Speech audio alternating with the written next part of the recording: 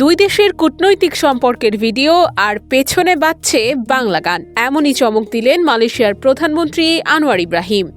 আমার বন্ধু জাদু জানে। প্রধানমন্ত্রী তারেক রহমানের মালয়েশিয়া সফর নিয়ে প্রকাশিত এক ভিডিওতে ব্যবহার করা হয়েছে কোক স্টুডিও বাংলার জনপ্রিয় গান মহাজাদু। হাবিব ওয়াহিদ ও মেহেরগানি রুস্তমের গাওয়া এই গানটি ভিডিও প্রকাশের পরই সামাজিক যোগাযোগ মাধ্যমে ব্যাপক আলোচনার জন্ম দিয়েছে।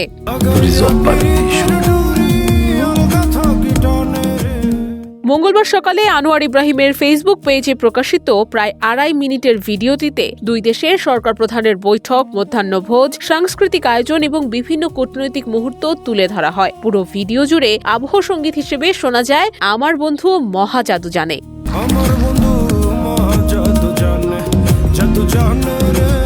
মজার বিষয় হলো, শুরুতে নিজের গান ব্যবহারের বিষয়টি জানতেন না শিল্পী হাবিব ওয়াহিদ। সকালে ঘুম থেকে উঠে বিভিন্ন জনের পাঠানো লিঙ্কের মাধ্যমে বিষয়টি জানতে পারেন তিনি। পরে ভিডিওটি দেখে বিস্ময় প্রকাশ করেন এবং বলেন দুই দেশেই গুরুত্বপূর্ণ রাষ্ট্রীয় সফরের ভিডিওতে নিজের গান ব্যবহার হওয়াকে তিনি সম্মানের বিষয় হিসেবে দেখছেন।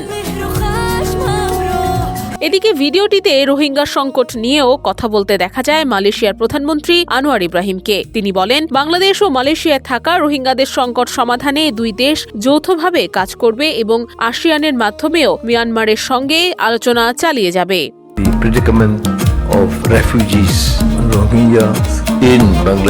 উল্লেখ্য, সরকার গঠনের পর এটি ছিল প্রধানমন্ত্রী তারেক রহমানের প্রথম রাষ্ট্রীয় সফর। 2 দিনের মালয়েশিয়া সফর শেষে তিনি বর্তমানে চীন সফরে রয়েছেন। নুসরাত অনন্যা, ডেস্ক রিপোর্ট, এদিন।